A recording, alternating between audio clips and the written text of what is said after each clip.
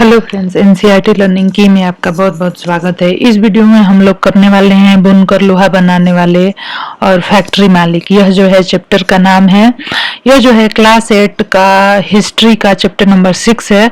Social science में हमें जो जियोग्राफी और हिस्ट्री और सिविक्स जो सिविल साइंसेस पढ़ने हैं, पॉलिटिकल साइंस पढ़ना है, उसी का एक हिस्सा है हिस्ट्री। हिस्ट्री का यह जो है चैप्टर नंबर 6 है। यहाँ पे हम लोग ये पढ़ रहे थे चैप्टर 2, 3, 4 एंड 5 में हमने ये देखा कि ईस्ट इंडिया कंपनी कैसे भारत में व्यापार के लिए आती है और उसके बाद से कैसे यहाँ पे अपना साम्राज्य स्थापित कर लेती है। फिर धीरे धीरे लोग जो है ईस्ट इंडिया कंपनी के साम्राज्य से और उसकी गुलामी से परेशान हो जाते हैं और कैसे वो विद्रोह करने लगते हैं। पूरे भारत में किस तरह से विद्रोह होते हैं। 1817 में भी विद्रोह हुआ था उड़ीसा के, और उड़ीसा में खुर्दा लोगों ने किया, और 1857 में महारानी लक्ष्मीबाई ने जो विद्रोह किया। तो हर विद्रोह बहुत बड़े स्तर पे होते, पूरे भारत में विद्रोह होते, लेकिन इस विद्रोह को जो है दबा दिया जाता था तो अंग्रेजों के द्वारा। तो ये सारी चीजें जो हैं, किस तरह से आदिवासी, किसान और जो सिपाही थे सबके सब किस तरह से अंग्रेजों के व्यवहार से, उनकी गुलामी से सबके सब परेशान थे, ये सारी चीजें हमने अब तक देखी है। फ्रेंड्स, आपको मेरा वीडियो पसंद आए तो मेरे चैनल को जरूर से सब्सक्राइब कर लीजिए, लाइक करिए और शेयर करिए। इस चैप्टर में हम लोग बुनकर लोहा बनाने वाले और फैक्ट्री मालिक के बारे में देखेंगे। ठीक है, तो भारत के पश्चिमी तट पर गुजरात में जो स्थित है सूरत, हिंद महासागर के रास्ते होने वाले व्यापार के सबसे महत्वपूर्ण बंदरगाहों में से एक था। जैसे कि कलकत्ता में हुगली नदी के किनारे भी बंदरगाह था, उसी तरह से सूरत में जो है हिंद महासागर के किनारे है सूरत, और वहां भी बहुत ही बड़े स्तर पे क्या होता व्यापार होता है। डच और ब्रिटिश व्यापारिक जहाज 17वीं सदी की शुरुआत से ही इस बंदरगाह का इस्तेमाल करने लगे थे। 18वीं सदी में इस बंदरगाह का महत्व गिरने लगा था। इस अध्याय में हम कपड़ा और लोहा और इस्पात उद्योग, इन दो उद्योगों का विशेष अध्ययन करते हुए देखेंगे कि ब्रिटिश शासन के अंतर्गत भारतीय कारीगरी और उद्योगों की क्या दशा थी। ठीक है, तो जो ब्रिटिश शासन था भारत पे जो चल रहा था, ब्रिटिश शासन, उस समय कपड़ा उद्योग और इस्पात लोहा उद्योग की क्या स्थिति थी ये देखेंगे। आधुनिक विश्व में औद्योगिक क्रांति की दृष्टि से ये दोनों ही उद्योग बहुत महत्वपूर्ण थे। सूती कपड़े के मशीनरी उत्पादों ने 19वीं सदी में ब्रिटेन को दुनिया का सबसे प्रमुख औद्योगिक राष्ट्र बना दिया था। तो देखिए, 19वीं सदी में ब्रिटेन को दुनिया का सबसे प्रमुख औद्योगिक राष्ट्र बना दिया था, क्योंकि वहां पे जो सूती कपड़े पैदा होते, मतलब जो बनाए जाते थे, बहुत अच्छे रहते थे, पूरी दुनिया में उसे खरीदा जाता था, और इसलिए ब्रिटेन को दुनिया का प्रमुख औद्योगिक राष्ट्र बना दिया था। 1850 के दशक से जब ब्रिटेन का लोहा और इस्पात उद्योग भी पनपने लगा तो ब्रिटेन दुनिया का कारखाना कहलाने लगा। ठीक है, ब्रिटेन के औद्योगिकीकरण और भारत पर ब्रिटिश विजय उपनिवेशीकरण में गहरा संबंध था। ठीक है, आप इस अध्याय में देख चुके हैं कि ईस्ट इंडिया कंपनी के व्यापारिक हितों की रक्षा करने के लिए किस तरह भारतीय भूभागों पर कब्जे हुए और किस तरह व्यापार का ढांचा बदलता गया। मीन्स कि जो ब्रिटेन के लोग थे वो व्यापार तो करते ही करते, और उस व्यापार की रक्षा करने के लिए वो पूरे भूभाग पे ही, पूरा भारत पे ही उन लोगों ने साम्राज्य स्थापित कर लिया था। 18वीं सदी के आखिर में ईस्ट इंडिया कंपनी भारत से चीजें खरीदती थी और उन्हें इंग्लैंड, यूरोप में ले जाकर बेचती थी। इस क्रय विक्रय से उसे भारी मुनाफा होता था। जैसे जैसे ब्रिटेन का औद्योगिक उत्पादन बढ़ने लगा, वहां के उद्योगपति भारत को अपने औद्योगिक उत्पादों के विशाल बाजार के रूप में देखने लगे। इस तरह ब्रिटेन से तैयार माल बाजारों के कपड़ों में आने लगा। इससे भारतीय शिल्पों और उद्योगों पर किस तरह असर पड़े, ये हम देखेंगे। अब देखिए, भारत में जो भी चीजें बनती थी वो विदेशी बाजारों में बहुत पसंद की जाती थी। भारतीय कपड़े और विश्व व्यापार। बंगाल पर अंग्रेजों की विजय से पहले जो 1750 के आसपास भारत पूरी दुनिया में कपड़े के उत्पादन में औरों से कोसों आगे था। कपड़े का जो उत्पादन होता था भारत में वो विदेशों में बहुत पसंद किया जाता था और इसलिए भारत में अच्छी कमाई होती थी। भारतीय कपड़े लंबे समय से अपनी गुणवत्ता और बारीक कारीगरी के लिए दुनिया भर में मशहूर थे। दक्षिण पूर्वी एशिया, जावा, सुमात्रा, पेंगोंग तथा पश्चिमी मध्य एशिया में इन कपड़ों का भारी व्यापार था। 16वीं शताब्दी से यूरोप की व्यापारिक कंपनियां यूरोप में बेचने के लिए भारतीय कपड़े खरीदने लगी थी। इस फलते फूलते व्यापार और भारतीय बुनकरों के हुनर को की यादें अंग्रेजी और अन्य भाषाओं के बहुत सारे शब्दों में आज भी जिंदा है। शब्दों में इतिहास छिपा है। यूरोप के व्यापारियों ने भारत से आई बारीक सूती कपड़ा सबसे पहले मौजूदा इराक के मोसुल शहर में अरब के व्यापारियों के पास देखा था। इस आधार पर मोसुल शहर में अरब के व्यापारियों के पास देखा था जो कि भारत से आए। इसी आधार पर वे बारीक बुनाई वाले सभी कपड़ों को मसलिन, मलमल कहने लगे। जल्द ही यह शब्द खूब प्रचलित हो गया। मसालों की तलाश में जब पहली बार पुर्तगाली भारत आए तो उन्होंने दक्षिण पश्चिम भारत में केरल के तट पर कालीकट में डेरा डाला। यहाँ से वे मसालों के साथ साथ सूती कपड़ा भी लेते गए। कालीकट से निकले शब्द को कैलिको कहने लगे। इसके बाद हर सूती कपड़े को कैलिको ही कहा जाने लगा। ऐसे बहुत सारे शब्द हैं जो पश्चिम बाजारों में भारतीय कपड़ों की लोकप्रियता की कहानी कहते हैं।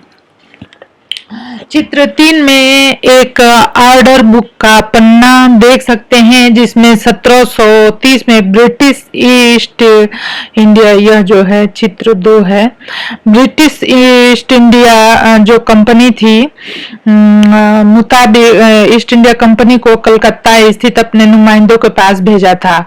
वही के मुताबिक उस साल कपड़े के 5,89,000 थानों का ऑर्डर मिला था। यदि आप इसी बही के पन्नों को पलटते तो आपको पता चलेगा कि उसमें सूती और रेशमी कपड़े के 98 किस्मों का जिक्र किया गया था। यूरोपीय व्यापारी उन्हें पीस गुड्स कहते थे जो आमतौर पर 20 गज लंबा और 1 गज चौड़ा होता था। उसके बाद हम यहाँ पे देखेंगे ये किस तरह से अपना ये बुक बनाते थे। गौर से देखिए कि बही में किस तरह एक एक चीज की कीमत लंदन में ही तय कर दी गई थी। इनकी कीमत जो है लंदन में ही तय कर दी जाती थी। ये सामान मंगाने के लिए कंपनी को 2 साल पहले ऑर्डर देने पड़ते थे क्योंकि ऑर्डर को भारत भेजने, जरूरी कपड़े बनवाने और उन्हें वापस भिजवाने में इतना समय तो लग ही जाता था। जब कपड़े के थान लंदन पहुंच जाते तो उन्हें नीलामी के जरिए बेच दिया जाता था। देखिए, जामदानी बुनाई 20वीं सदी की शुरुआत में। आइए अब इस बही में दी गई विभिन्न किस्मों के नामों को देखें। थोक में जिन कपड़ों का ऑर्डर दिया गया था उनमें छापेदार सूती कपड़े भी शामिल थे। उन्हें ये व्यापारी सिंज, कोसा, खस्सा, बंदाना कहते। क्या आप जानते हैं कि अंग्रेजी के सिंज शब्द कहाँ से आए? जी हाँ, यह हिंदी के छींट शब्द से निकला है।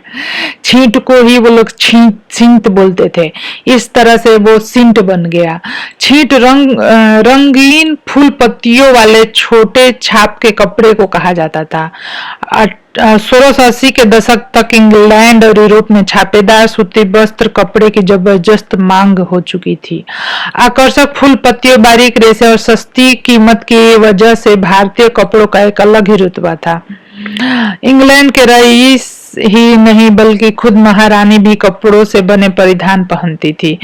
बंदाना शब्द का इस्तेमाल गले या सिर पर पहनने वाले चटक रंग के छापेदार गुलबंद के लिए किया जाता था। बंधना, तो ये लोग जो है भारत से ही ये सारी चीजें खरीद कर ले जाते थे और भारत के लोगों को इतने पैसे नहीं देते थे। इसी श्रेणी में चटक रंगों वाले ऐसे बहुत सारे किस्म के कपड़े आते हैं जिन्हें बंधना या जी विधियों से बनाया जाता था। वही में कई दूसरी तरह के कपड़ों का भी जिक्र है जिनका नाम उनके जन्म स्थान मीन्स कि जहां वो बनते थे उसी बाजार के नाम पे, जैसे कासिम बाजार, पटना, कलकत्ता, उड़ीसा, चारपुर आदि। इन शब्दों के व्यापक प्रयोग से पता चलता है कि दुनिया के विभिन्न भागों में भारतीय कपड़े कितने मशहूर हो चुके थे। कपड़े के मध्य से गुजराती लकीरों को देखे, आप जानते हैं क्यों यह दरअसल ओढ़नी में दो बंद कर रंगे गए हैं। ठीक है, रेशमी कपड़े के टुकड़ों को सोने की कढ़ाई के जरिए एक दूसरे में सी दिया गया है। अच्छा, इस तरह से बंधना शैली के कपड़े अधिकांशतः राजस्थान और गुजरात में बनाए जाते थे।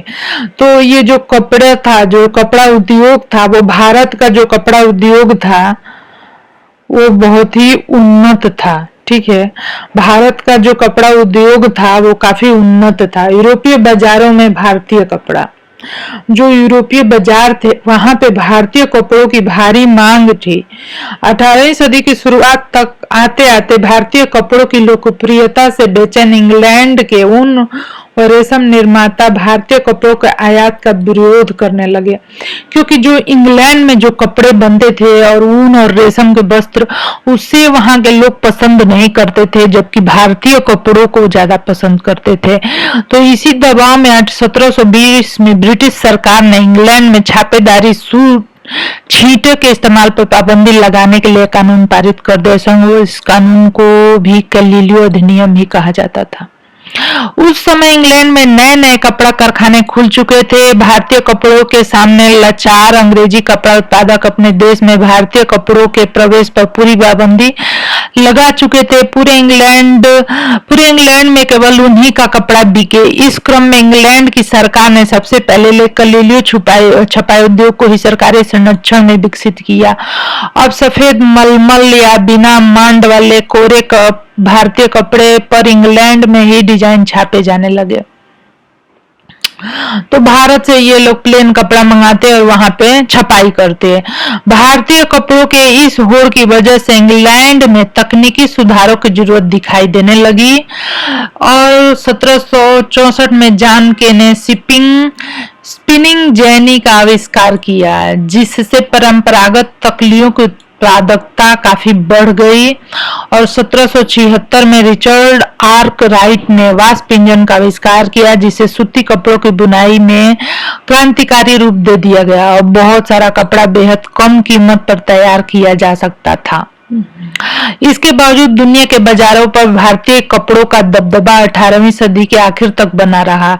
डच, फ्रेंच, ब्रिटिश, अन्य यूरोपीय व्यापारी कंपनियों ने इस व्यापार के बेहिसाब मुनाफा कमाया। ये कंपनियां भारत आकर चांदी के बदलते सूते रेशमी कपड़े खरीदती थी, परंतु जैसा कि आप जानते हैं, जब English east India company Bharat को बंगाल की राजनीतिक सत्ता मिल गई तो उसे भारतीय चीजें खरीदने के लिए चांदी मंगाने की जरूरत नहीं रही।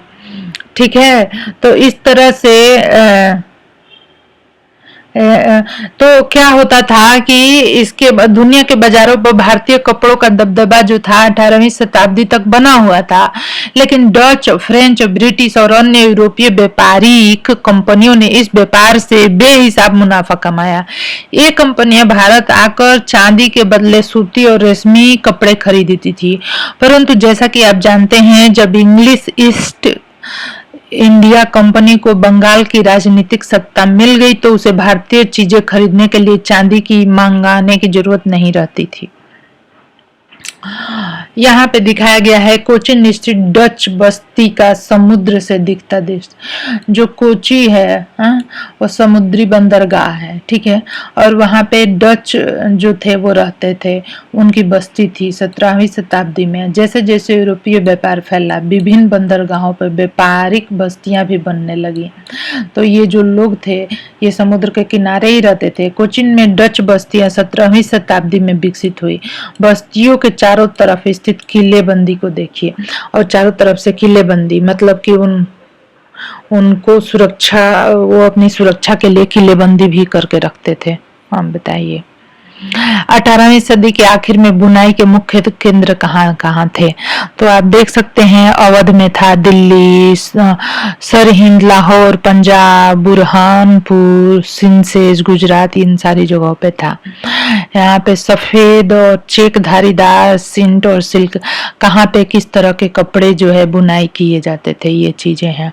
अगर आप इस नक्शे को देखें तो पाएंगे कि 19वीं सदी के प्रारंभ में कपड़ा उत्पादन 4 क्षेत्रों में केंद्रित था। बंगाल सबसे महत्वपूर्ण केंद्रों में से एक था। डेल्टा की असंख्य नदियों से सटे बंगाल के उत्पादन केंद्र अपना माल दूर दूर तक आसानी से भेज सकते थे। याद रखें कि 19वीं सदी के प्रारंभ में रेलवे की शुरुआत नहीं हुई थी और सड़कें भी अभी बननी ही शुरू हो रही थी। पूर्वी बंगाल स्थित ढाका 18वीं सदी में सबसे महत्वपूर्ण कपड़ा उत्पादन केंद्र था। ये शहर अपनी मलमल और जामदानी बुनाई के लिए दूर दूर दूर तक प्रसिद्ध था। यदि आप नक्शे में भारत के दक्षिणी भाग को देखें तो मद्रास से उत्तरी आंध्र तक फैले कोरमंडल तट के साथ साथ सूती कपड़ा बुनाई केंद्रों का एक और समूह दिखाई पड़ेगा। पश्चिमी तट पर बुनाई केंद्र गुजरात में स्थित है। तो फ्रेंड्स, हम लोग ना इस वीडियो में इतना ही करेंगे क्योंकि काफी बड़ा हो जाएगा। नेक्स्ट वीडियो में पार्ट 2 में हम लोग इसको कंप्लीट कर देंगे। ठीक है, तो धन्यवाद।